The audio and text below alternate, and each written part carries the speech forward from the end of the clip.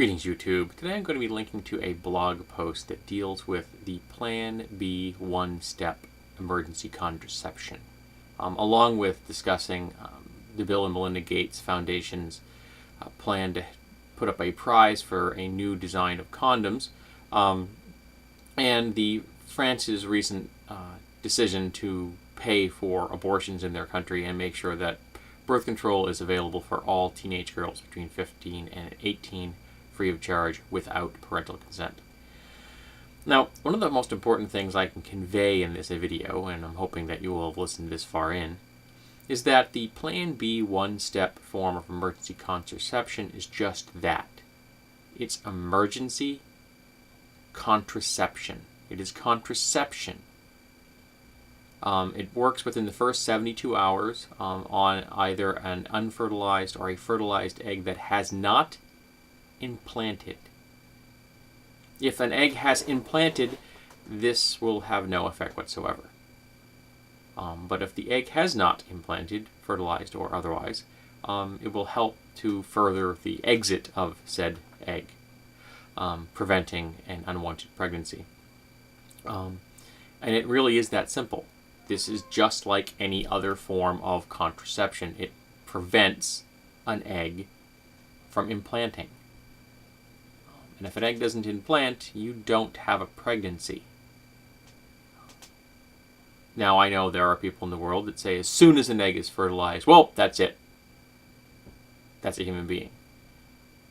I don't agree with that. I am a firm believer that a human being is a process, not an item that is checked off on a list. And a human being starts a whole lot later than implantation. But that's just my view. Some people are also upset about the idea that France is paying for abortions. But you know something? France has an incredibly low rate of abortions in their country. Do you know why France has an incredibly low rate of abortions in their country? Because they make sure that they have a comprehensive sex education course, and contraceptions are available everywhere.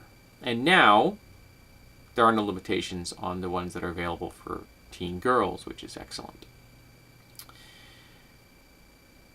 Because, you see, a lot of the quote-unquote right to life, pro-choice crowd, and I don't think of them as being, rather not pro-choice, pro-life, anti-choice crowd, I apologize. I don't think of them as pro-life. I think of them as anti-choice. They're deciding for other people whether they should or should not have a pregnancy. And if someone were to interject themselves into the lives of such pro-life folks and say, I'm deciding for you whether you should have children or not, they would be outraged. And yet they don't seem to have a problem interjecting themselves into the lives of others and making those decisions for them, whether they should have children or not. The irony is biting.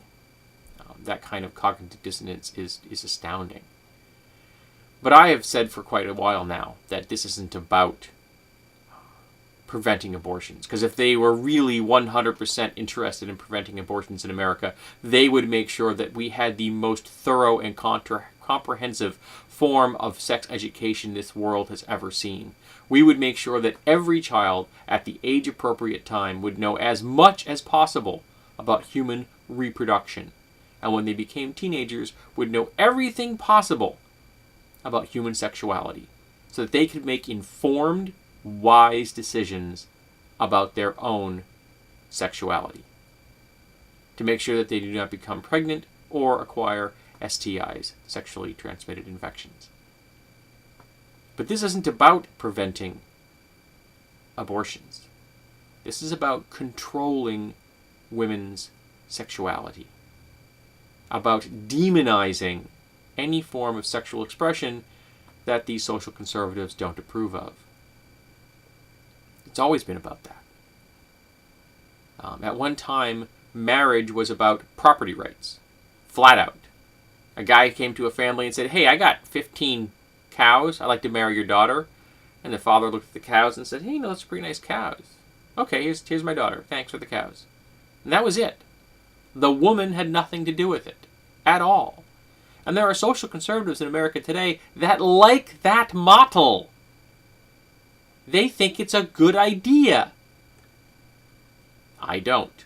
And most progressive folks don't. We think that women should have the rights to choose for themselves, but who they marry, and whether they have children, and when they choose to have them, and how many they choose to have them. That as fully autonomous beings, they should have the right to decide for themselves what they do with their own body. A radical concept, I know, especially in these, strange times of the 21st century. That's sarcasm, folks. We should have worked this all out in the 19th century, but we haven't. And the fact that it's still considered a point of discussion is stunning. It amazes me. We need to make sure that the social conservatives know that they do not get to make these decisions for other people, just as other people should not make these decisions for them. Things cut both ways. And if you're going to try to impose your views upon others, do not be shocked if others impose theirs upon you. So how about we just make sure the system doesn't impose it on anyone? Now that might be considered a radical idea.